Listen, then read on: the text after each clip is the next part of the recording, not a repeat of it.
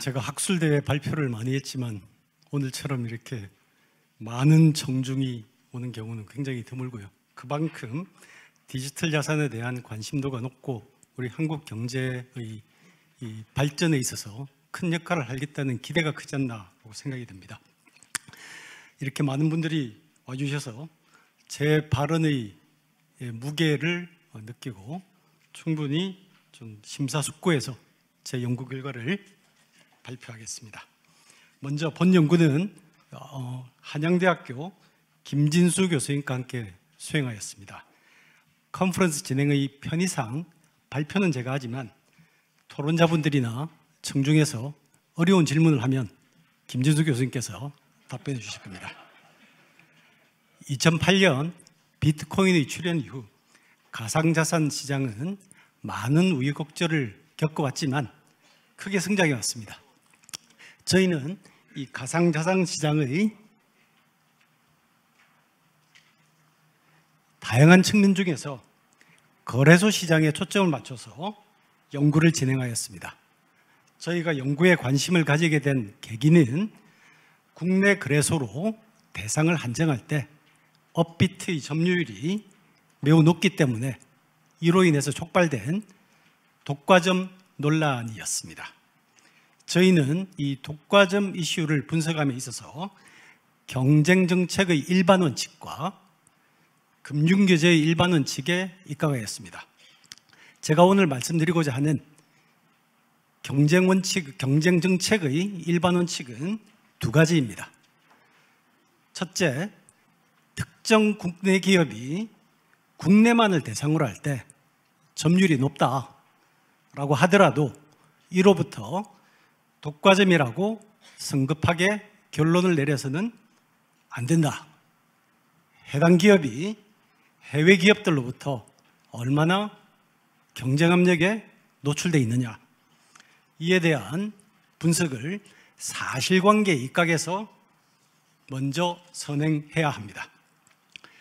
해외 기업들로부터의 경쟁 압력을 무시하고 국내의 높은 점유율만을 기반으로 규제 정책을 수립하면 오히려 국내 선도 기업의 경쟁력만 훼손하고 혁신을 통한 산업 발전을 저해할 우려가 크기 때문입니다.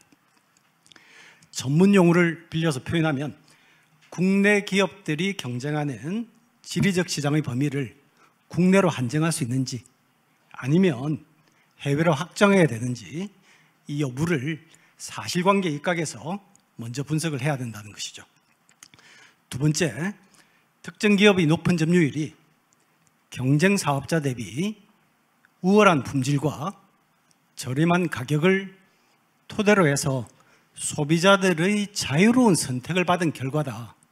즉, 정당한 경쟁을 통해서 취득한 것이라면 이는 시장경제 체제에서 권장할 사안이지 지탄의 대상이 아닙니다.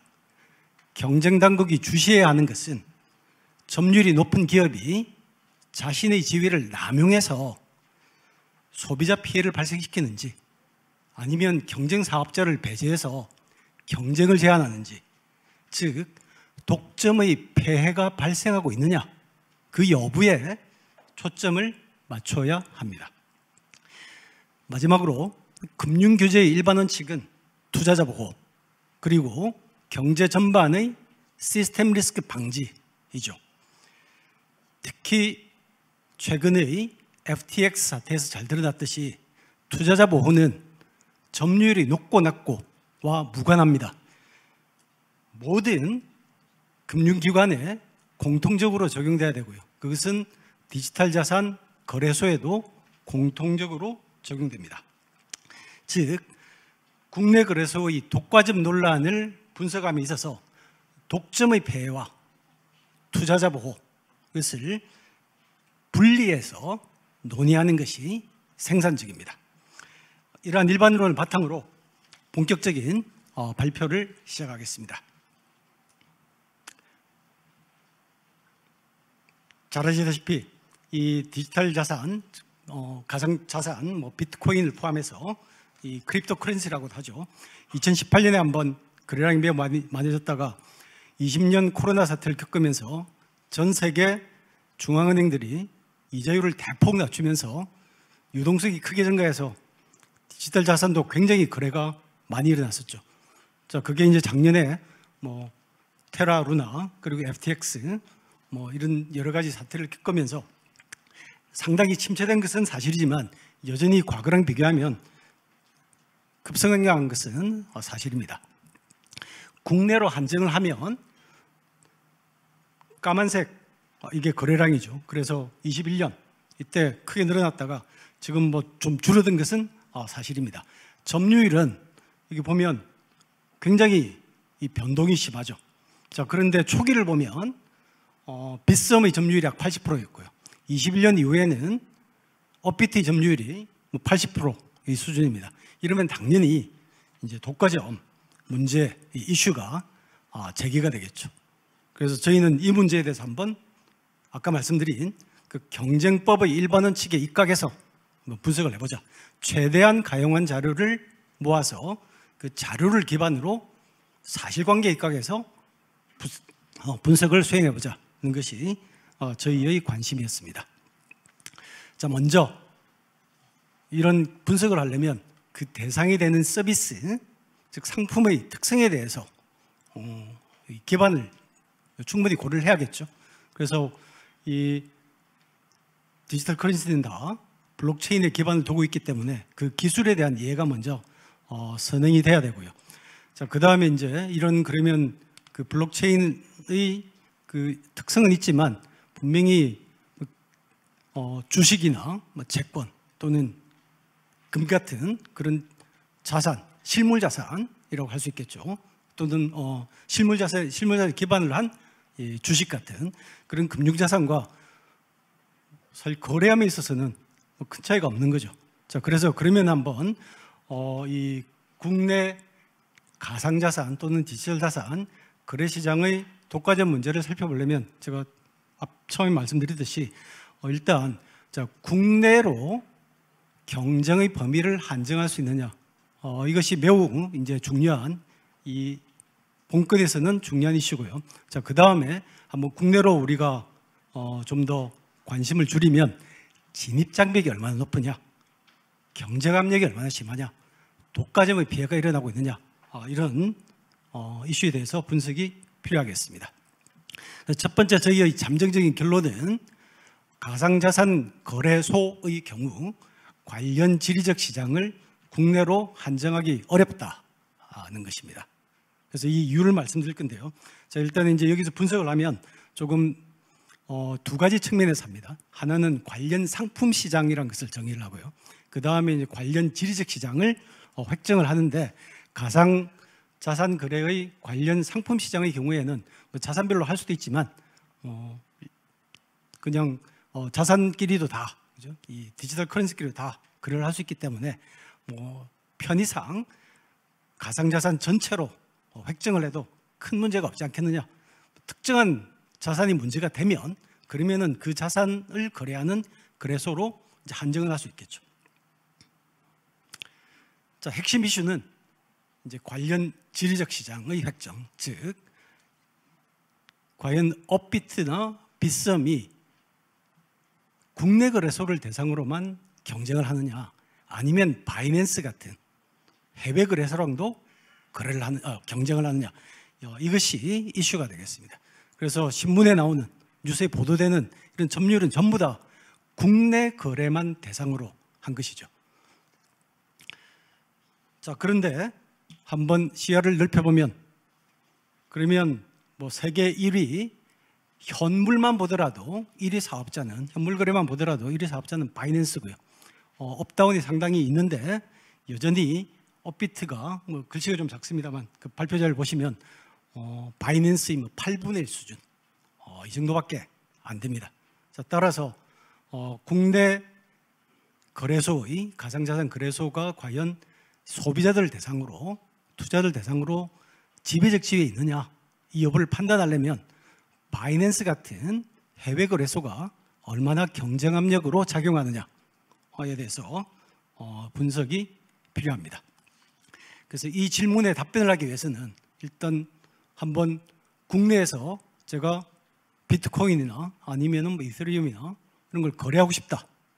그러면은 원화를 먼저 입금을 해야 되죠.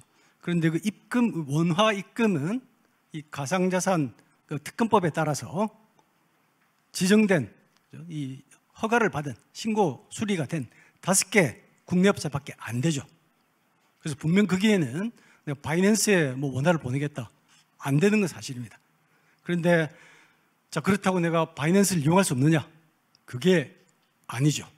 즉 일단 내가 가상자산을 거래하겠다라고 하면 자, 그럼 좋아, 업비트에 내가 거래를 계좌를 개설하고 은행이랑 이제 연동을 해야 되죠. 실명 계좌로. 그리고 연동을 해서 한번 원화를 입금하면 그 다음에 이제 비트코인으로 바꾸거나 아니면 테더 같은 스테이블 코인으로 바꿨다. 자, 그렇게 되면 그 비트코인이나 테더를 바이낸스로 이전을 시키면 되는 거죠. 그걸 하기 위해서 절차가 매우 간단하더라고요. 즉 바이낸스에 내가 이 앱을 다운받는다 아니면은 뭐 웹페이지에 산다라고 했을 때 회원가입 신청을 하고요. 그 다음에 신원 인정하고요. 그렇게 되면 실질적으로 끝입니다. 그래서 국내 투자자의 관점에서는 가상자산을 거래하기 위해서는 국내의 원화 마켓 사업자로 신고 수리된 5개 거래소를 관문으로 통과해야 되는 것은 사실이지만 한 번 그걸 통과하면 그 다음에는 얼마든지 그 원화를 코인으로 바꿔서 이 가상자산으로 바꿔서 그 가상자산을 바이낸스나 뭐 이런 해외 거래소로 이전한 다음에 거기서 커런시 투 커런시, 크립토 투 크립토 거래를 한 다음에 제일 마지막에 다시 내가 이걸 원화로 바꾸겠다. 그러면 그것을 다시 업비트나 빗썸으로 크립토를 이전한 다음에 원화로 바꾸면 되는 거죠.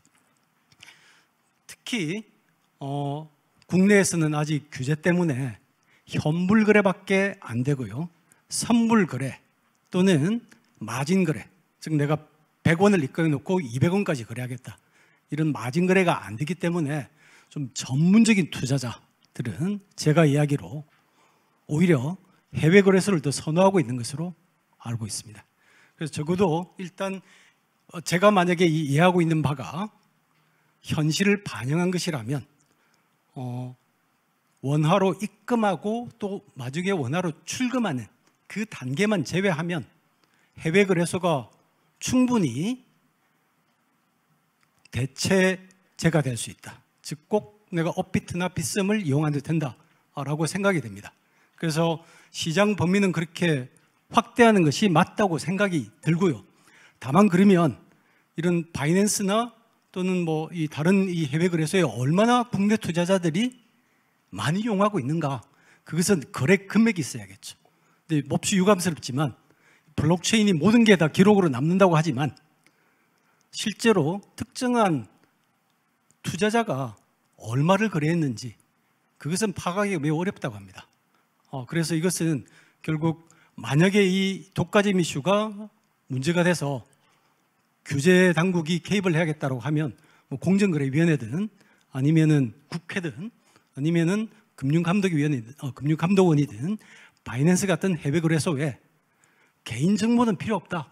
그런 건 전혀 필요 없고 한국에서 한국 국적을 가지고 등록한 그 한국인들이 매월 또는 매년 거래하는 금액이 얼마냐? 그 자료만 받으면 그럼 뭐 업비트나 빗썸 이런 자료는 다 있죠. 그거랑 같이 계산을 하면 과연 업비트의 실제 정말 이 국내 투자자들이 거래하는 총 금액을 대상으로 했을 때 점유율이 얼마냐 산정을 할 수 있을 겁니다. 그런데 아직은 저희는 그 자료가 없기 때문에 그러면 가용한 자료가 뭐가 있느냐라고 하면 이제 이 실제로 그냥 그 투자자들이 어떤 거래소를 이용하느냐 이런 건 좀 자료가 있더라고요. 그래서 그걸 기반으로 한번 보니 일단 이것은 웹이랑 모바일을 다 합친 건데요. 업비트가 50%가 좀 안 되고 바이낸스가 한 8%, 바이빗 7% 이 정도고 그 다음에 만약에 웹만 본다면 오히려 업비트는 뭐 20%도 안 되고요. 바이빗이 20%를 상회해서 가장 많이 사용하는 거래소로 보입니다. 이게 특정한 시점만 그런 게 아니고요. 비교적 좀 장기로 봐도 몇 년을 걸쳐서 봐도 해외 거래소를 이용하는 비중이 상당히 높습니다. 다만 이것은 투자자 명수 기준이고요. 중요한 것은 거래 금액으로 봐야 되는데 그것은 아직 저희가 입수를 못했기 때문에 과연 이 독과점 논란을 분석함에 있어서 가장 기초적인 데이터, 즉 시장 점유율 데이터는 이것은 규제 당국이 해외 거래소에 공문을 보내서 협조 요청을 하는 것이 일단 선결 과제다라고 생각이 됩니다. 자, 다음 한번 그러면 이제 국내로 한번 조금 더 이 범위를 축소해 보겠습니다. 자, 분명히 일단 국내로만 한정을 하면 업비트 점유율이 현재는 매우 높죠. 그리고 2018년, 19년 때는 빗썸의 점유율이 매우 높았습니다. 그러면 이제 중요한 질문이 과연 이런 높은 점유율을 보호하는 진입 장벽이 있느냐? 이것이 이제 분석이 필요하겠죠. 즉 진입 장벽이 없으면 그럼 점유율이 높은 업체들이 이윤을 많이 번다. 그러면 당연히 그 초과의 이윤을 노리고 진입이 일어나서 경쟁이 더 활성화되겠죠. 자, 그런데 일단 법적으로 보면 제도적인 진입 장벽이 있는 것은 사실입니다. 즉 가상자산 사업자로 신고를 하려면 정보보호 관리체계 인증도 받아야 되고 그 다음에 실명 확인이 가능한 입출금 계정을 확보해야 되죠. 즉 은행이랑 제휴를 이제 해야 되는 거죠. 그래서 21년 9월 당시에는 4개 사업자만 원화 거래가 가능한 원화마켓 사업자로 신고 수리됐다가 작년에 고팍스가 추가 등록이 됐죠. 나머지 업체들은 아직 은행이랑 제휴를 못해서 코인끼리만, 이 크립토끼리만 거래가 가능한 코인마켓 사업자로 분류되어 있습니다. 하지만 코인마켓 사업자가 되기는 상당히 좀 용이해 보입니다. 근데 다만 이 코인마켓 사업자들이 원화마켓 사업자로 돼서 아까 제가 말씀드린 이 원화로 처음에 원화를 입금하고 그 다음에 나중에 원화를 출금할 때 이 단계도 하려면 그러면 이제 분명히 거기에는 이 은행 실명 계좌를 확보해야 되기 때문에 진입 장벽이 일부 존재하는 것은 사실입니다. 자, 그렇지만 이 해외의 주요 거래소들이 우리나라가 이 가상자산 거래에 있어서도 상당히 인프라도 발달해 있고 기술도 발달해 있고 그리고 대중들이 관심도 높기 때문에 상당히 좀 이 한국에 진출하는데 관심이 많은 것으로 보입니다. 그래서 바이낸스가 원래는 국내 서비스를 했다가 특검법이 시행되면서 철수를 했는데 다시 진출하기 위해서 이 부산시랑도 협력을 하고 있고 그 다음에 고팍스에 아마 좀 지분 투자를 하는 것으로 알고 있습니다. 만약에 바이낸스가 국내에 진출한다면 그러면 훨씬 더 경쟁압력이 치열해지겠죠. 자, 그 다음 지금은 망했지만 이 FTX도 국내 진출을 시도를 했었고요. 그리고 크립토닷컴은 OK비트를 이미 인수를 했습니다. 그래서 다음 스텝으로 필요한 것은 이제 은행이랑 제휴하는 것이죠. 그래서 이걸 종합적으로 보면 분명히 이 특검법에 따른 진입 장벽이 일부 존재하는 것은 사실이지만 전반적으로 볼 때 이 특히 해외 거래소의 국내 진출에 대한 관심도를 고려하면 실질적인 장벽이 얼마나 높을지 그에 대해서는 조금 의문 부호가 생깁니다. 자, 다음 이제 경쟁 정도를 한번 보면요. 일단 첫 번째는 이제 이런 분석을 할 때 점유율이 얼마나 안정적이냐를 봅니다. 그렇지 않고 점유율이 막 계속 이 플럭추에이션 많이 하면 그만큼 소비자들이 이동하기가 쉽다는 거죠. 그래서 특정한 거래소를 내가 이용하고 있었는데 다른 거래소에서 앱을 다시 개발해서 인터페이스 돌리 좋아지고 뭐 거래하기도 쉽고 또 수수료도 낮아졌다. 그러면은 다른 앱으로 다른 거래소로 옮겨가는 게 쉽다면 그러면 이제 점유율이 매우 그 변동이 심하겠죠. 근데 일단 전 세계적으로 보면 뭐 진입과 퇴출이 매우 활발하게 일어나고 있고요. M&A도 되고 있고, 이건 아까 좀 본 그림인데요. 즉 국내로 한정했을 때 이 4개 사업자의 점유율을 보면 매우 사실 변동이 심하죠. 그래서 뭔가 좀 경쟁 상황이 고착돼 있다, 이런 것으로는 전혀 보이지 않습니다. 좀 더 요약하면 이제 이 테이블인데요. 즉 업비트의 점유율이 높아진 것은 2021년 이후이고 그 전에는 그렇게 높지도 않았습니다. 자, 그럼 중요한 게 이제 업비트가 이렇게 점유율이 높아진 게 왜 그러냐라고 하면 적어도 이 뉴스에 나오는 것이나 아니면은 사용자들이 이 설문조사 같은 반응을 보면 이것은 경쟁법에서 표현하는 장점에 의거한 경쟁, 즉 다른 사업자보다도 서비스는 더 좋고 가격은 저렴하고 그래서 소비자들이 자유로운 선택을 받은 결과가 아닌가, 적어도 지금까지는 그렇게 생각이 됩니다. 다만 거래소의 경우에도 똑같은 이 그 가격이 똑같고, 즉 거래 수수료가 똑같고 뭐 서비스도 비슷하다.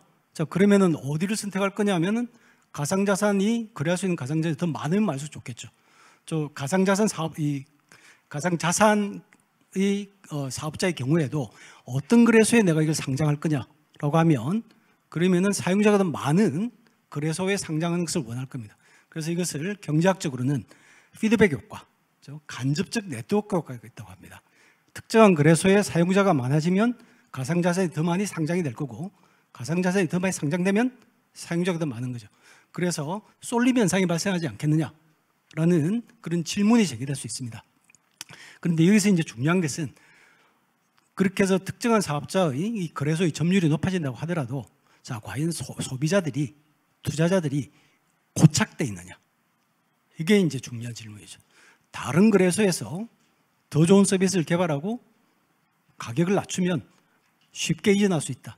즉 고착돼 있지 않으면 그러면은 경쟁이 활성화됐다고 그렇게 판단할 수 있습니다. 그래서 요즘 또 이 신문지사에 많이 나오는 디지털 플랫폼 같은 경우에는 이 고착 효과가 생기는 경우들이 있습니다. 그런데 가상자산 거래의 경우에는 내가 별로 이 고착될 이유가 없는 거죠. 크립토를 가지고 있다. 그러면은 한번 이전하는 출금 수수료만 물면 얼마든지 다른 거래소로 쉽게 이동할 수 있습니다. 자, 그런 면에서는 이 고착 효과가 없기 때문에 좀 경쟁이 다른 디지털 플랫폼에 비하면 우리가 일반적으로 우려하는 그런 요소들이 작지 않을까라고 생각이 됩니다. 그리고 소비자들 설문조사를 해보니 상당히 얼마든지 다른 거래소로 이전할 용의가 있다라고 말을 하고요.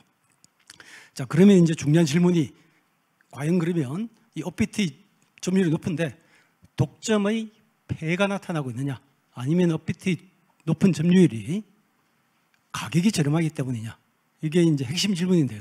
적어도 지금까지는 이 수수료를 비교하면 업비트가 다른 국내 거래소에 비하면 가장 수수료가 낮습니다. 그러니까 수수료가 낮기 때문에 소비자들이 선택을 하고 그래서 점유율이 높은 거지.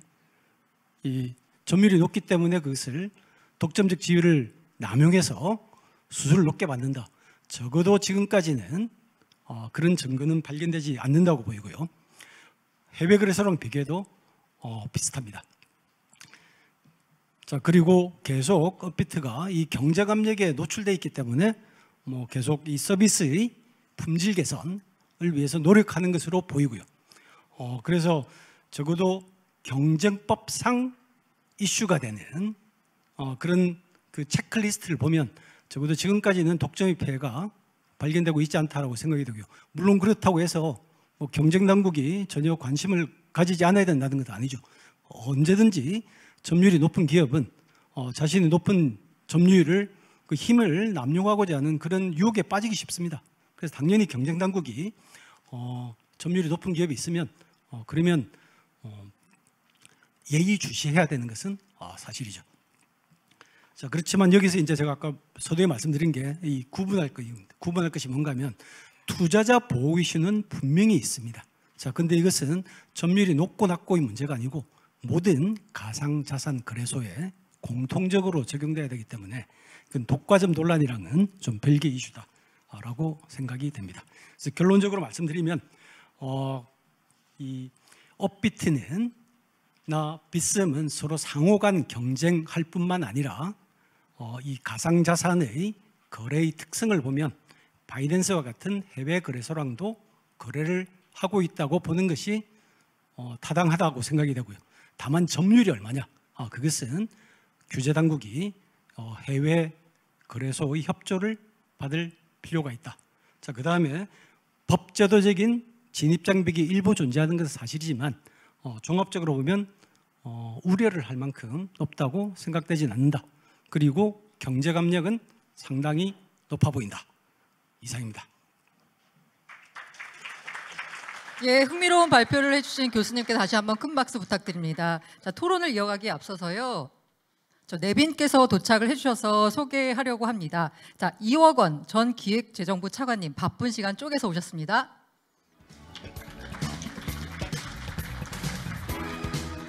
자, 그리고 권남훈 경제사회연구원 원장님도 오셨습니다. 우리 차관님과 원장님은 딱 엑기스 순서부터 오셔가지고요. 예, 서론은 아니고 본론부터 들어오셨습니다. 자, 그럼 이제 본격적으로 토론 진행해 보겠습니다. 이 토론에서는 앞서 발표를 진행해 주신 이상승 교수님, 서울대학교 법학전문대학원 임용 교수님, 김앤장 법률사무소 오규성 변호사님, 법무법인 이정원 변호사님, 그리고 사전 행사 자료에는 빠졌지만 이상승 교수님과 함께 발표 자료를 만들어주신 한양대학교 자원환경공학과 김진수 교수님도 토론 자리에 모시겠습니다. 모두 큰 박수로 부탁드립니다.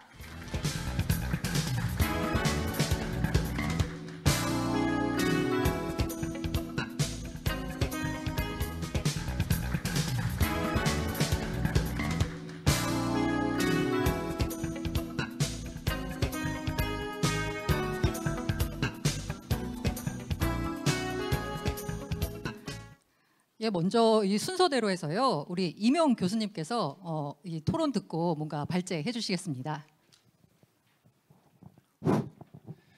예, 우리 이상승 교수님 발표 너무 잘 들었고요. 저는 토론 첫 번째 순서를 맡게 된 임용 교수입니다. 그 좋은 행사에 이렇게 초청해 주셔서 감사합니다.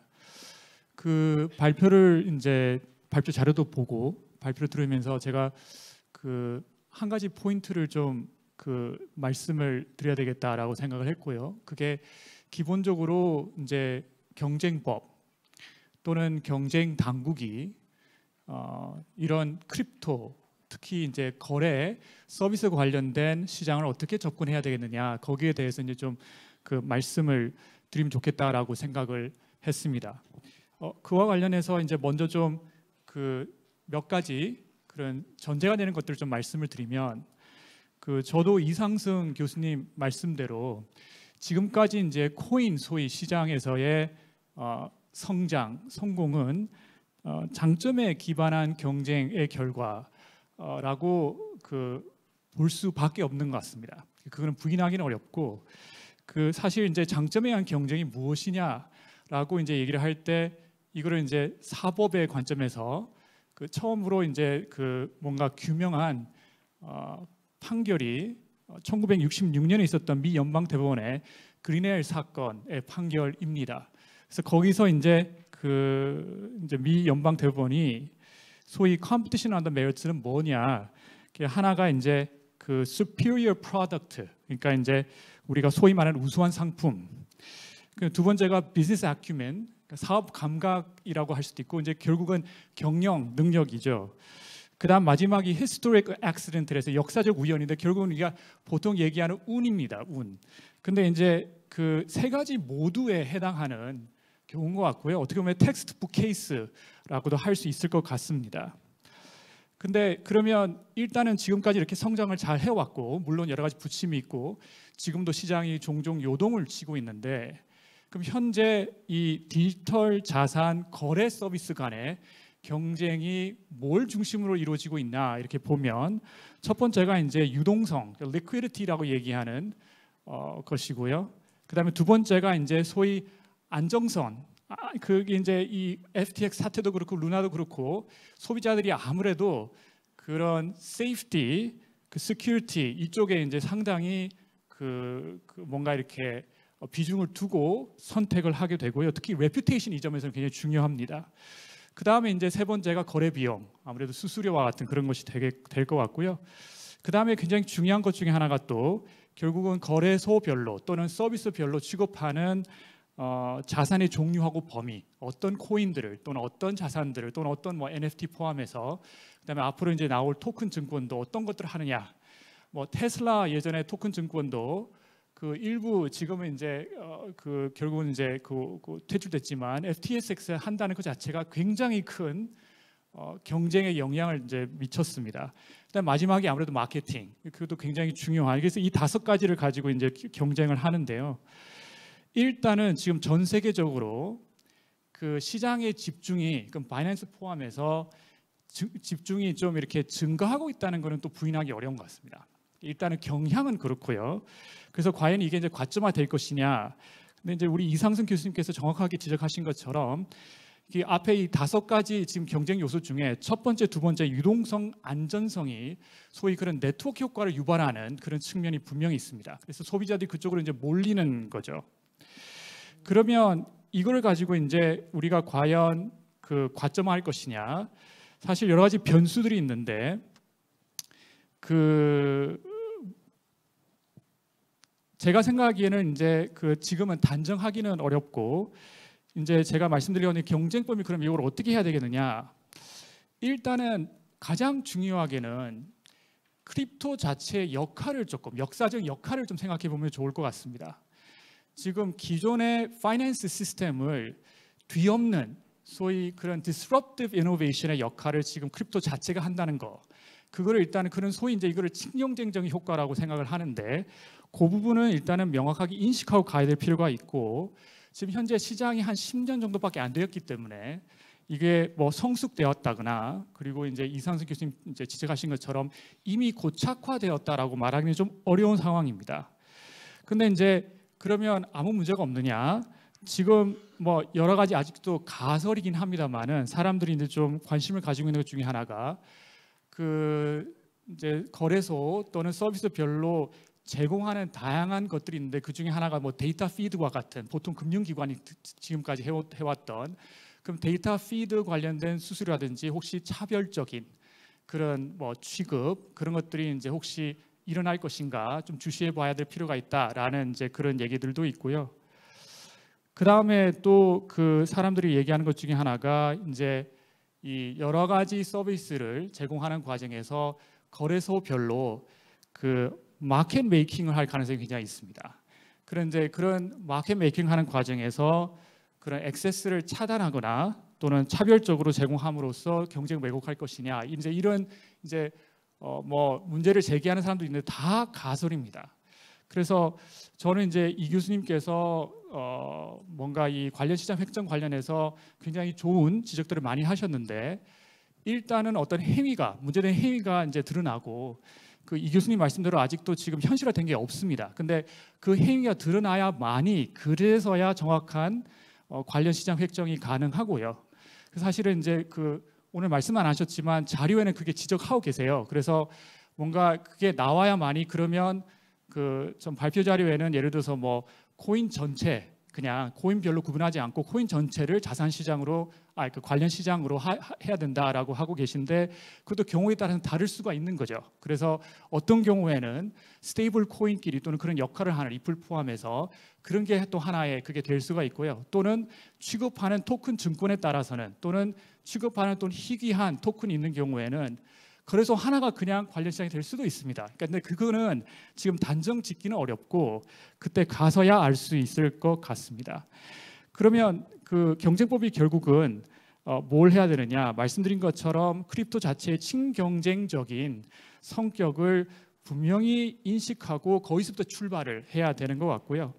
그래서 이제 이 교수님 말씀대로 당연히 공부도 많이 해야 되고요. 특히나 저는 그 공정위라든지 또는 이런 규제 당국이 크립토에 대해서 좀 투자할 필요가 있습니다. 그러니까 그 자산 투자를 하시는 게 아니고 시간과 리소스, 그 인력을 투입해서 좀 공부를 하실 필요가 있고요.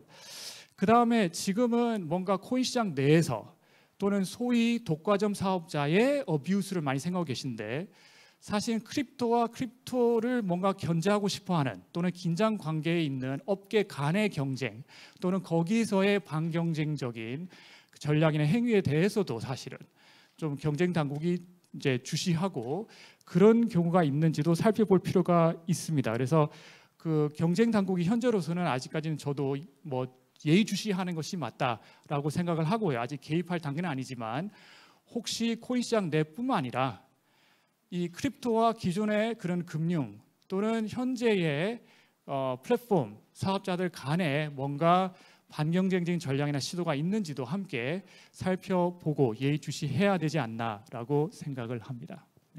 네, 감사합니다. 저 임용 교수님의 코멘트에 대해서는요, 나중에 한꺼번에 모아서 의견 말씀해 주시면 감사하겠습니다. 그럼 이어서요, 오규성 변호사님의 의견도 들어보겠습니다. 예, 반갑습니다. 예, 김현장 법률사무소 오규성 변호사입니다.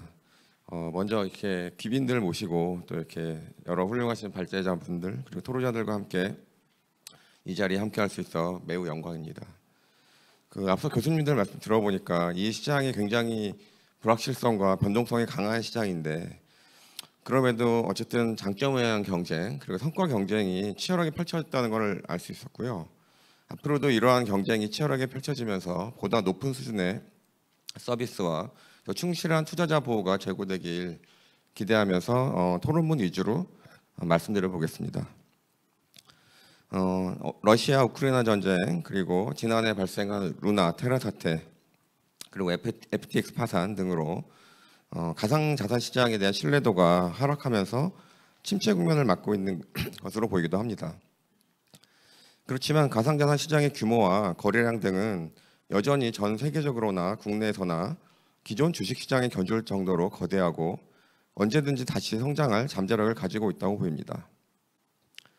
그럼에도 아직 전 세계적으로 가상자산이 제도권에 안정적으로 편입되었다고 보기는 어렵고, 가상자산에 적합한 법과 제도도 여전히 미흡해 보입니다. 그리고 가상자산 관련한 시장을 제도권에 편입시키기 위한 법과 제도가 부족한 상황에서 독과점 문제에 대한 경쟁법적 측면의 검토와 논의는 현재까지 사실상 전무한 상황입니다.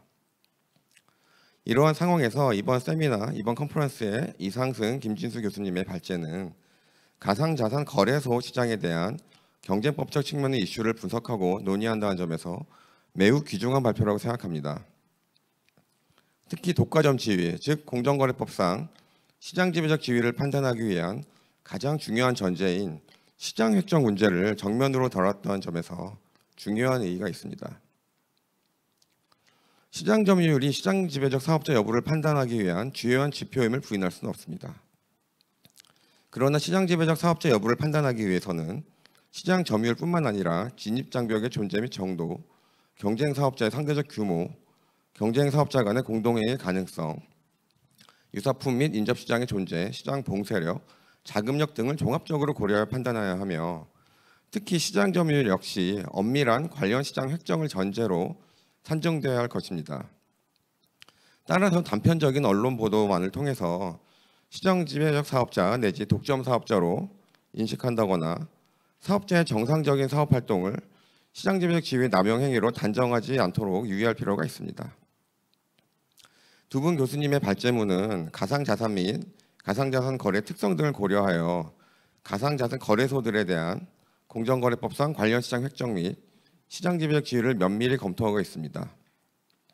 이를 요약하면 국내 가상자산 거래소 시장은 외형상 독점 내지 독과점 시장으로 보일 수 있지만 실제로는 사업자들 간의 경쟁이 치열하게 이루어지고 있으며 해외로부터의 경쟁 압력도 상당한 시장으로 볼 수 있다는 것입니다.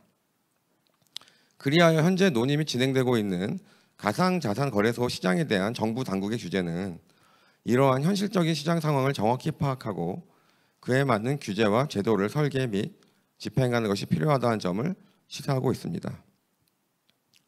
한편 공정거래위원회는 2022년 5월 1일 기업 집단 두나무를 공정거래법상 상출 제한 집단으로 지정하는 등 공정거래법상 규제를 강화하는 동향을 보인 바 있는데, 다른 한편 같은 해 5월 발표된 윤석열 정부 110대 국정과제 내지 21대 국회에서 발의된 가상자산업권 법안 등에 비추어 보면 향후 가상자산 거래업의 경우에도 금융 관련 법령이 적용되고 금융위로부터 보다 적극적인 감독 규제를 받을 가능성도 높으며 이 경우 공정위의 기업 집단 지정에도 변동 가능성이 발생하는 등 가상자산 거래 산업을 둘러싼 경쟁 당국과 금융 당국의 정책 내지 법 집행에 상호 혼선을 빚을 우려가 있습니다. 따라서 경쟁 당국의 정책 방향 및 법 집행이 금융시장의 흐름 및 금융 당국의 정책 방향과 잘 조화될 수 있도록 하여 수범자인 기업들의 예측 가능성을 침해하지 않으면서 법 준수 의지와 노력을 제고시킬 수 있도록 할 필요가 있다고 사료됩니다. 이제 발제자 두 분 교수님께 두 가지 질문을 드리고자 합니다. 첫 번째로 발제자께서는 1, 2위 가상자산인 비트코인과 이더리움은 전 세계 대부분의 거래소에서 거래할 수 있고 그 외에도 다양한 가상자산을 전 세계 다수의 거래소에서 거래할 수 있는 점, 국내 이용자들이 웹 또는 모바일로 국내 거래소뿐만 아니라 바이낸스라든지 바이비트 등의 해외 거래소들을 자유롭게 이용할 수 있고 실제로도 국내 거래소와 해외 거래소를 모두 이용하는 국내 이용자들이 다수인 점 등을 근거로 가상자산 거래소의 지리적 시장을 전 세계 시장으로 넓게 획정할 수 있다고 보시는 듯합니다. 그런데 바이낸스나 바이비트 등의 해외 거래소들은 업비트 등 주요 국내 거래소들과 달리 특근법상 신고 요건인 실명 확인 입출금 계정을 확보하지 못하였거나 원화 거래가 불가능하다는 점에서 국내 이용자들 입장에서나 사업자들의 입장에서나 국내 거래소와 해외 거래소가 대등한 경쟁 관계에 있다고 보기 어려운 측면도 있습니다. 이와 관련하여 현재 업비트 등의 주요 국내 거래소들이 국내 이용자들에게 제공하는 서비스와 바이낸스 등 해외 거래소들이 국내 이용자들에게 제공하는 서비스를 비교했을 때 양 서비스들 간에 실질적으로 대체 가능성 내지 전환 가능성이 있다고 보시는지 문의드립니다. 두 번째로 경쟁법적으로 관련 상품 시장 및 관련 지리적 시장을 획정함에 있어서는 여러 정량적인 방법론이 확립되어 있고 또 널리 활용되는 것으로 이해하고 있습니다. 그러한 전통적인 경제분석 방법론이 가상자산 시장과 같은 새로운 영역에도 그대로 적용될 수 있다고 보시는지, 그렇지 않고 새로운 방법론의 등장이 필요하다고 보시는지에 관하여 교수님들의 고견을 부탁드립니다. 예, 말씀 감사합니다. 답변은 다 마무리된 다음에 듣도록 하겠습니다. 자, 이정은 변호사님도 의견 부탁드립니다. 예, 법무법인 이정은 변호사입니다. 우선 바쁘신 와중에도 가상자산 시장의 시장 획정 관련 주제에 관해서 처음으로 심도 있게 검토를 해주신 이상승 김진수 교수님께 일단 깊은 감사를 드립니다. 그리고 이번 교수님의 발제에 지정 토론을 하게 된 것도 무한한 영광으로 생각하고 있습니다. 이하에서는 교수님께서 발표해 주신 쟁점 중 지리적 시장 획정의 전제가 되고 있는 관련 상품 시장 획정에 대해서 국한해서 제기될 수 있는 의문사항에 대해서 질의를 해보도록 하겠습니다. 우선 관련 상품 시장을 획정하기 위해서는 가상자산 거래소가 국내 이용자에게 제공하는 서비스의 내용 또는 국내 이용자가 가상자산 거래소를 이용하는 목적 내지 행태 및 이에 기초한 대체 가능성에 대한 인식 등의 면밀한 관찰이 일단 필요하다고 생각합니다. 이에 따라서 우선 국내 이용자의 가상자산 거래소의 일반적인 이용 행태를 관찰해 보면 다음과 같아 보입니다. 우선 가장 먼저 현금을 입금하고 위 현금으로 가상자산을 신규 취득한 이후 시세 차익 등을 얻기 위해서 현금 또는 결제 수단의 기능을 하는 가상자산을 매개로 가상자산과 가상자산을 교환하는 행위를 지속적으로 반복한 후 마지막으로 특정 시점에서 남은 가상자산을 현금으로 교환한 후 이 현금을 출금하는 서비스를 반복적으로 이용하고 있는 것으로 보입니다. 그렇다면 국내 이용자가 가상자산 거래소를 이용하는 목적 또는 행태 및 이에 대응하는 가상자산 거래소의 서비스 내용은 크게 아래 세 가지로 대별될 것으로 보입니다. 우선 첫째, 국내 일반 이용자는 채굴 이외의 통상 신규 가상자산을 취득하기 위해서는 현금과 가상자산을 교환하는 방식으로 가상자산을 신규 취득하기 때문에 일단 현금으로 가상자산을 신규 취득할 필요성이 있고, 그리고 나서 그 가상자산을 현금화하기 위해서는 가상자산을 현금과 교환하는 서비스, 즉 결국 현금 입출금 서비스를 이용하기 위해서 가상자산 거래소를 이용하는 것으로 보입니다. 그런데 국내 이용자는 이런 현금 입출금 서비스를 소위 국내에서 5대 가상자산 거래소만 이용할 수 있어 보입니다. 왜냐하면 국내 5대 가상자산 거래소 이외의 거래소는 뱅킹과 연계되어 있지 않기 때문에 현금 입출금 서비스 자체를 제공할 수 없는 측면이 있고, 그 다음에 달러 마켓 같은 해외 법정 마켓은 이 마켓은 어떤 뱅킹과 연계는 되어 있어서 현금 입출금 서비스 자체를 제공할 수는 있으나 그 국내의 다양한 규제로 인해서 국내 이용자가 이를 이용할 수 없기 때문으로 보입니다.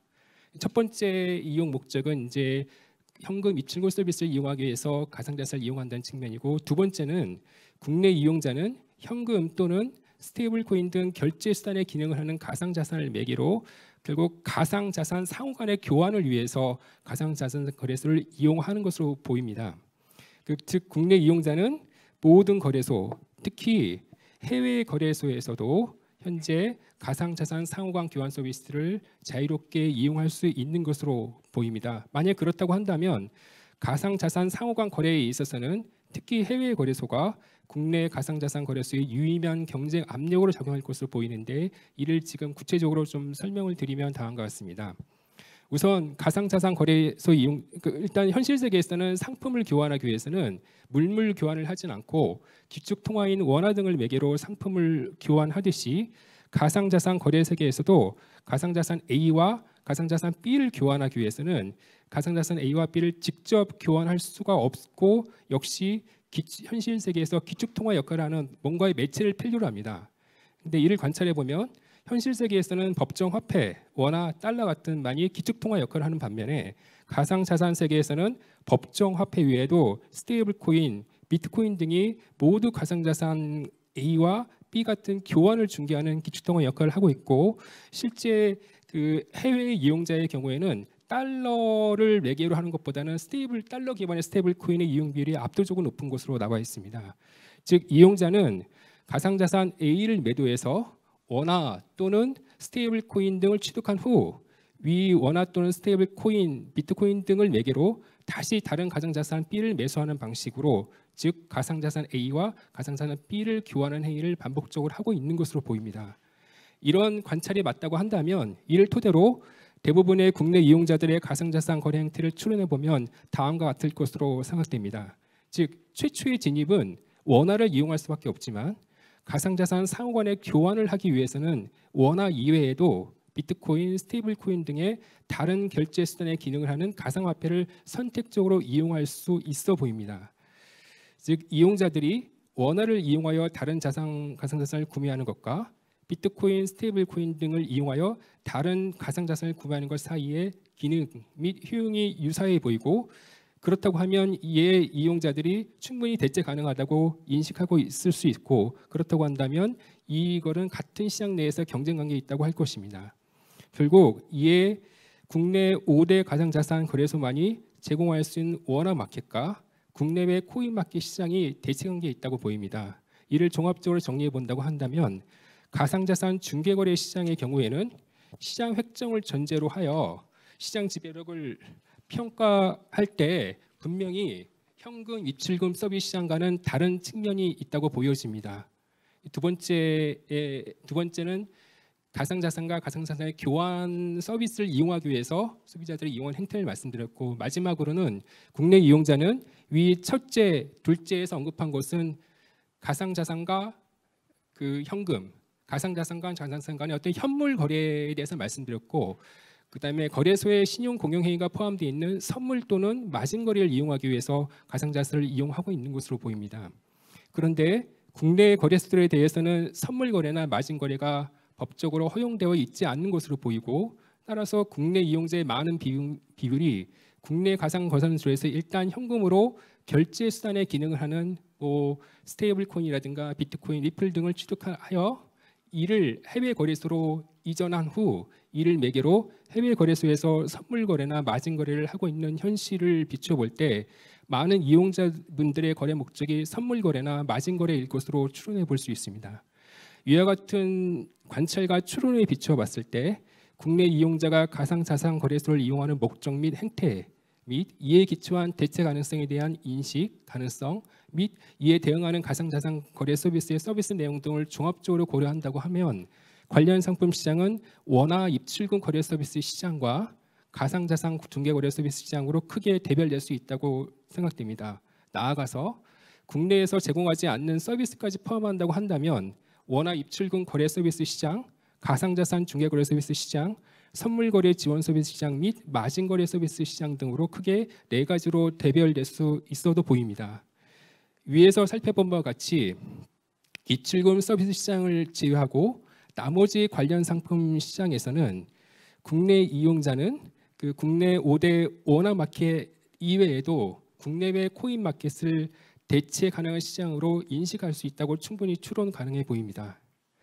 이를 종합적으로 정리한다고 하면 결국 시장 획정을 전제로 하여서 결국 경쟁 관계를 판단하고 이를 기초로 해서 시장 지배적 유무 및 나아가서 지위 납득 여부를 정확히 판단하기 위해서는 국내 이용자의 원화 입출금 거래 서비스 시장 이외에 다른 4가지 다른 시장의 전체 이용 규모나 거래 금액 혹은 거래량 등을 충분히 파악을 하고 있어야 되고 단순히 원화 입출금 서비스 목적의 거래량, 거래 규모가 많을 것으로 추정된다는 이유만으로 이를 독과점 시장으로 단정하거나 지위 남용 여부를 판단하기는 섣불러 보인다고 생각합니다.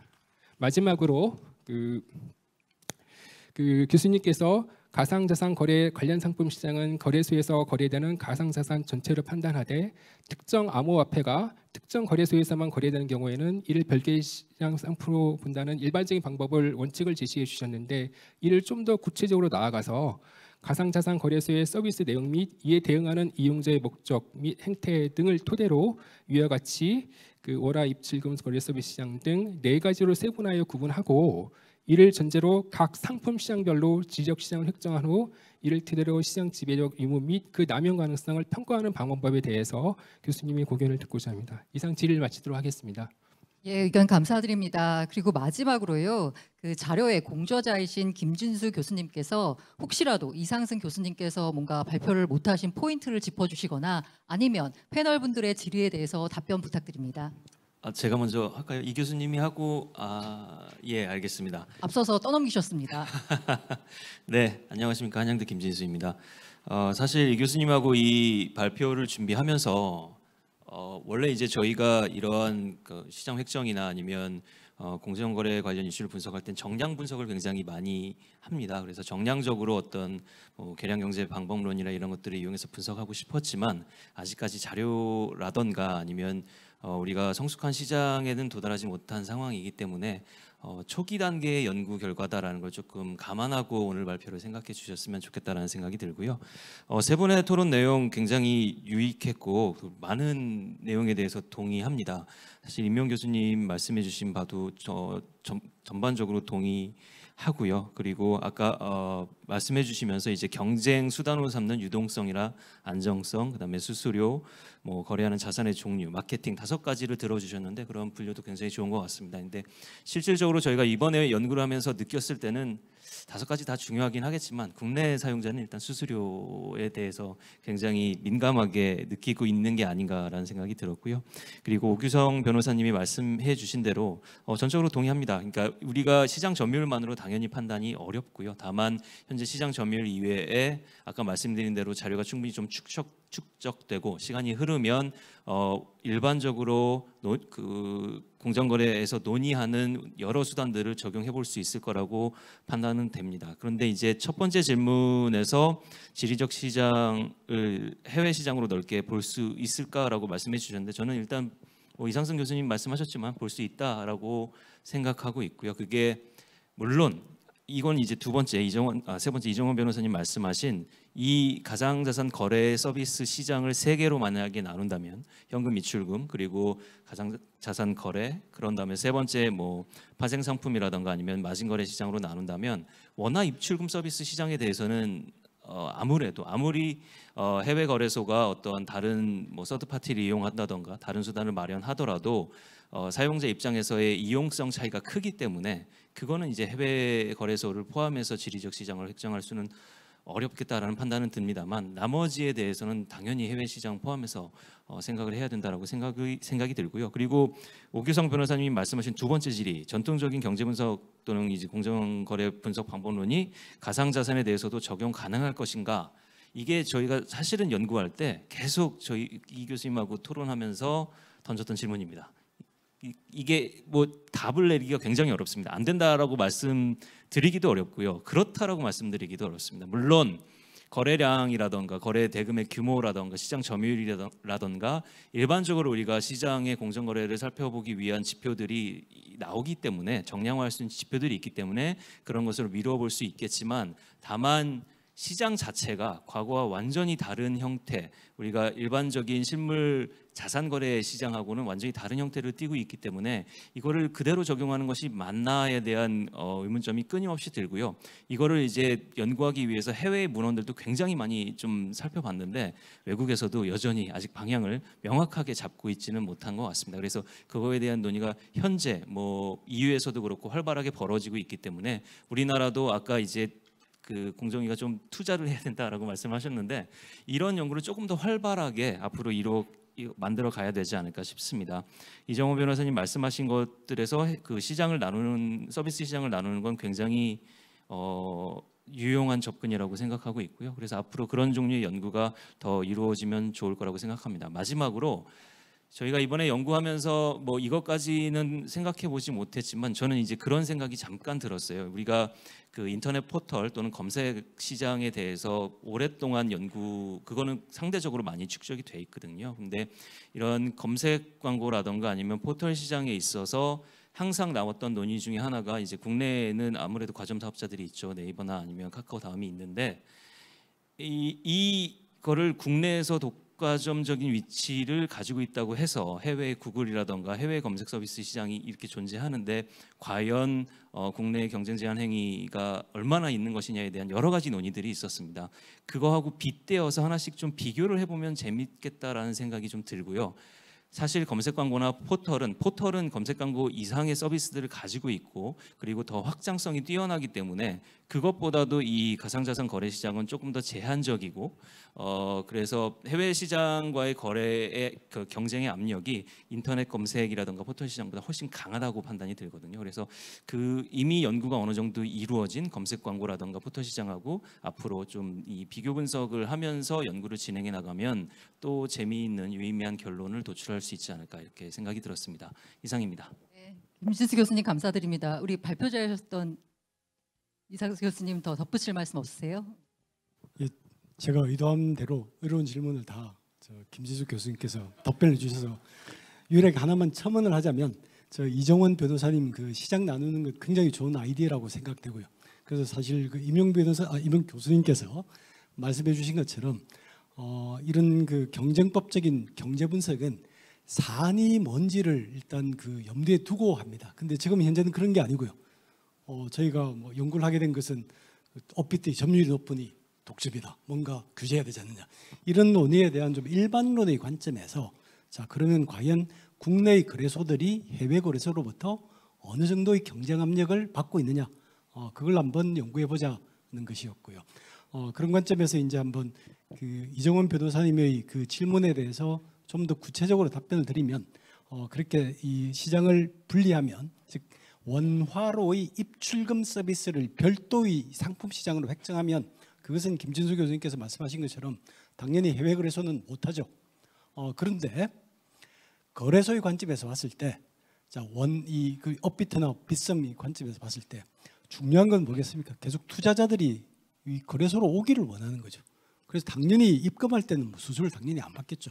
그리고 그러면은 출금할 때 수수료를 받을 인센티브 있는데 그게 거래의 비중에 비하면 매우 미미한 것으로 알고 있습니다. 즉 내가 한번 가상자산을 거래하겠다라고 하면 그러면은 입금을 하고 그걸 뭐 스테이블 코인을 바꾸든 비트코인을 바꿔가지고 이제 내가 원하는 자산을 계속 거래해야 할 거기 때문에 그 1년에 많은 거래를 하고 나서 그 다음에 그럼 원화로 출금하겠지. 그러면 원타임 한 번만 일어나기 때문에 이렇게 상품 시장을 분리하면 그러면은 분명히 입출금 서비스 시장에서는 법제도적인 규제로 인해서 국내 거래소로 시장을 한정해야 되지만 그것이 전체 이 가상자산 거래의 관점에서 차지하는 비중이 좀 상당히 미미하기 때문에 결국 봐야 되는 것은 이 현물거래죠. 그리고 사실은 한마디만 더 말씀드리면 이게 선물 거래를 하고 싶다. 즉 내가 콜옵션이나 풋옵션을 사겠다.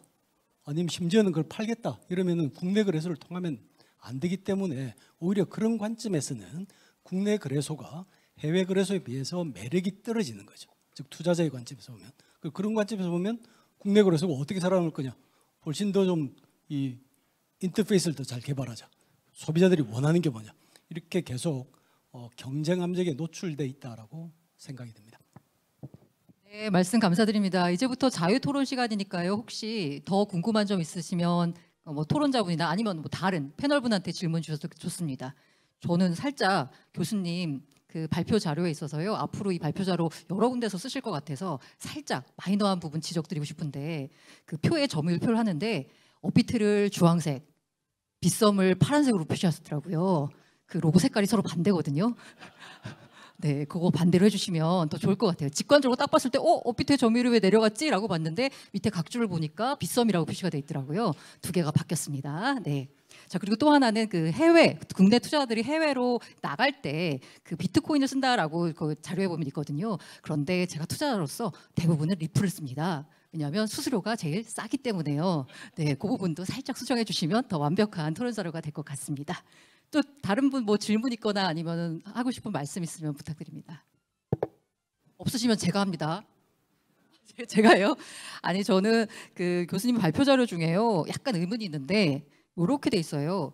특근법의 실명 거래 요구 조건을 충족하는 것이 어렵지 않고라는 표현이 있더라고요. 그런데 실상은 신규로 받은 곳은 실명 계좌를 받은 곳은 고팍스가 유일합니다. 최근에 페이코인도 실명 계좌 못 받아서 결국 국내 PCI 결제를 접는 걸로 했고요. 실명 계좌 받는 게 저는 쉽지 않다라고 보는데요. 실명 계좌가 지금 현재로서는 일종의 라이선스로 기능하는 느낌입니다. 이에 대해서는 어떤 생각이신가요? 정말 쉽다고 생각하시나요?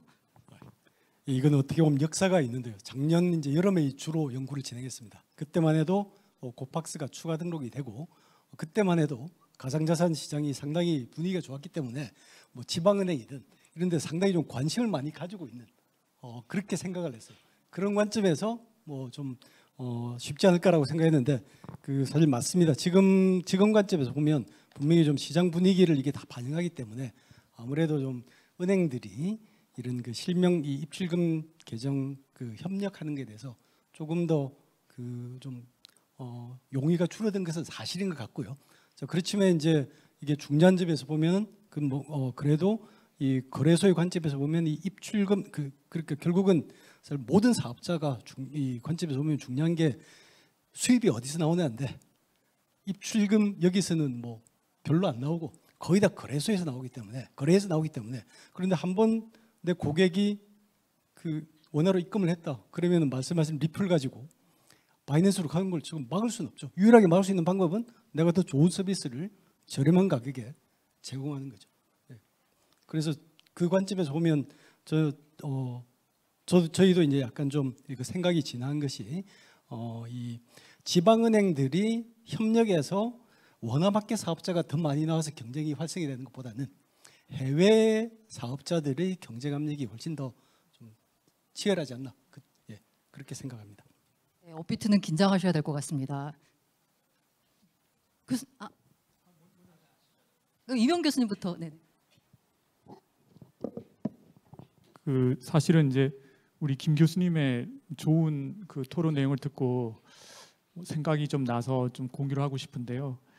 우리가 경쟁을 얘기를 할 때 대체로 이제 시장의 플레이어를 많이 생각을 하고 그래서 뭐 업비트 얘기도 하고 빗썸 얘기도 하고 하는데 사실 여기서 경쟁의 가장 큰 플레이어는 규제입니다. 규제. 일단 제가 이제 김 교수님 말씀 듣고 왜 이런 생각하는지 더 설명을 드리려고 하는데 특검법 관련된 규제가 이렇게 하고 난 뒤에 그 소위 그것 때문에 그 여파는 한 60여 개의 거래소가 한국 시장을 떠납니다. 그러니까 그만큼 이제 축소가 좀 됐고요. 그 다음에 그 말씀하신 대로 지금은 그 5개 제가 말씀드렸던 경쟁 요소 중에 나머지 3개의 그것도 이제 결국 수수료에 많이 지금 경쟁이 몰려 있는 건 사실입니다. 그 이유가 바로 그 앞 2개에 관련된 경쟁을 의도하지는 않았지만 그런 특검법 관련된 그런 규제가 사실상 그거를 차단했기 때문입니다. 그러니까 이제 결국은 안정적인 것만 남겨둔 거죠. 자, 그러면 이제 그게 다 모든 규제라는 게 비용이 있고 장점과 단점이 있기 때문에 뭐 어쨌든 뭐 그렇다고 그럼 그게 잘못된 것이냐라고 말할 수는 없지만 이런 식으로 규제가 경쟁을 굉장히 디파인을 하고 영향을 많이 미칠 수 있고 제가 주제넘게 지금 그 이후에 패널에서 더 이제 그 설명을 하시겠지만 토큰 증권의 상장 조건에 관련된 다양한 규제나 그런 것들도 경쟁이 그로 인해서 요동을 칠 겁니다. 그래서 이제 그런 부분도 우리가 좀 감안을 해야 되지 않나. 사실은 지금까지 성장과 성공은 경쟁이 디파인 되어 있지 않았기 때문에 규제가 부재한 상황에서 엄청나게 일어난 것이고요. 지금도 현재 이 시장의 디스럽트를 일으키고 있는 그런 덱스들도 유니스왑과 같은 다 지금 해외에서 판을 치고 있습니다. 그럼 우리나라에서는 그걸 막고 있는 거거든요. 이게 단순히 선물 거래 뭐 이 문제가 아니고 그러면 규제를 할 때도 물론 이제 소비자 보호, 안전, 그다음에 특히 이게 금융과 이제 맞닿으면서 우리가 지금 뭐 실리콘밸리 뱅크 포함한 뱅크런해서 많은 사람들이 지금 걱정을 하고 그래서 시스테믹 리스크로 생각은 해야 되겠지만 우리가 만약에 경쟁 관점에서 봤을 때는 현재 디파인 되지 않은 경쟁과 소위 이제 시스템의 안정 간에 좋은 좀 어떻게 보면 밸런싱을 잘 하셔야만이 앞으로도 계속해서 코인과 관련된 소비자들의 수요, 기대, 성장 이런 것들을 이뤄낼 수 있지 않을까. 그래서 사실은 김 교수님께서 그걸 지적해 주시는 바람에 그냥 생각이 나서 추가했습니다. 네, 김 교수님 하실 말씀 있으세요? 그러니까 지금 임 교수님 말씀 저쪽으로 동의하고요. 그래서 사실 어려운 미션이죠. 그 중간에 밸런스를 찾는다는 게 굉장히 어려운 미션이지만 말씀하신 대로 지금 왜 우리가 수수료에 그렇게 그 소비자들이 그것만 바라보게 되었느냐라는 것을 다시 한번 검토해 볼 필요가 있는 충분한 그런 문제라고 생각이 듭니다. 그 사실 아까 그 질문해 주신 내용 때문에 잠깐 뭐 말씀을 덧붙일까 했던 건데요. 이 교수님이 이미 충분히 설명을 해주셨고 사실 그림은 저도 그 그림을 제가 그렸는데 아차 싶었습니다. 오늘 화면에서 보면서 그러니까 엑셀이 자동으로 그려주는 거를 딱 그냥 했는데 색깔이 완전히 반대로 돼 있구나라고 느껴가지고 다음부터 잘 챙겨서 살펴보도록 하겠습니다. 제가 뭐라고 드리는 말씀은 아니고 그냥 더 나은 자료를 위해서요. 자, 그럼 이제 자유 토론을 마치고요. 질문 받아보겠습니다. 지금 그 세컨블럭을 통해서 들어온 질문입니다. 이 현재 국내 거래소들이 직접 해외에 진출한 사례가 없는 것으로 알고 있습니다. 국내 거래소들이 해외에 활발하게 진출하게 되었을 때 시장 지배적 사업자 판단에 미치는 영향이 있는지, 어떠한 영향을 미치는지 궁금합니다. 네, 일단 답변을 이렇게 드리겠습니다. 저희가 이 연구를 시작하면서 이제 굉장히 좀 우려하는 것은 국내에서 이 독과점 그 논란 때문에 국내의 선도 기업들 꼭 이게 크립토 이쪽이 아닙니다. 다른 많은 산업에도 적용이 되죠. 그 해외 진출하고 그러려면은 국내에서 먼저 혁신을 하고 그걸 기반으로 해서 해외 진출할 수 있는데 그런 길이 좀 막히는 듯한 그런 우려 때문에 한 것이고요. 그게 이제 출발점이고요. 그런데 이제 질문에 대해서는 직접적인 답변을 드리면 이제 결국은 우리나라의 경쟁 당국은 국내 투자자들에게 피해가 발생할 것이냐, 독과점적 피해가 발생할 것이냐 그 관점에서 볼 거기 때문에 이 해외 진출한다고 하는 게 그게 직접적인 영향은 없죠. 직접적인 영향은 없고 오히려 이게 간접적으로 진출해서 바이낸스랑 더 전 세계를 차원으로 해서 경쟁이 더 치열해서 그게 국내 시장의 경쟁에도 즉 국내 투자자 관점에서도 영향을 미치면 그렇게 되면 이제 고려 대상이 되겠습니다. 답변이 충분히 되셨는지 궁금합니다. 그 혹시 이제 이 질문 중에 국내 거래소들이 직접 해외에 진출한 사례가 없는 것으로 알고 있습니다라는 부분에 대해서 업비트 태국 뭐 업비트 뭐 있지 않아? 라고 하는데 그건 이제 라이선스 제휴를 한 것으로 알고 있습니다. 또 다음 질문 네네. 자, 발표 내용을 보면 개별 가상자산이 아닌 가상자산 전체로 관련 상품 시장을 판단하는 것이 합리적이라는 의견을 주셨는데 개별 거래소에 단독 상장되어 있는 가상자산들이 적지 않게 존재하는 것으로 알고 있습니다. 이럴 경우 독점 사업자 판단이 어떻게 이루어질지 해당 판단이 함의하는 바가 없을지 교수님 의견 궁금합니다. 네, 이 경우에 이제 그 가상자산이 뭐 여러 개가 있는데 특정한 가상자산만 특정한 거래소에 상장이 되어 있으면 당연히 그걸 사고 팔려면 그 거래소를 통할 수밖에 없죠. 하지만 거래소에서 일반적으로 수수료를 책정할 때 이 자산은 5%, 이 자산은 3% 이렇게 안 하고요. 전반적으로 다 합니다. 그것은 뭔가 하면 다른 이 자산들을 다 고려해서 하나의 균일된 수수료를 책정하는데 그것은 뭔가 하면 다른 거래소랑 경쟁 관계에 당연히 이제 감안을 해서 하는 거죠. 그래서 그 특정한 자산이 특정한 거래소에만 상장돼 있다고 하더라도 그 수수료 책정함에 있어서 경쟁 상황이 다 반영이 되기 때문에 일반론적으로 이제 제가 말씀드리는 거예요. 그렇게 되면 굳이 그걸 따로 할 필요는 없고요. 다만 이제 특정한 사안이 생겨서 이 가상자산에 둘러싸고 무슨 문제가 생겼다, 시장지배적 남용이 생겼다. 그러면은 그때 이제 조금 봐서 이 경우에는 별도로 하는 것이 경쟁 상황을 판단함에 있어서 더 적절하다라고 하면 그렇게 할 수 있겠습니다. 네, 그러면 그 시간 관계상 두 가지 질문으로 마무리하겠습니다. 지금 뜨거운 토론 벌여주신 발표자분들과 패널분들께 다시 한번 큰 박수 부탁드립니다.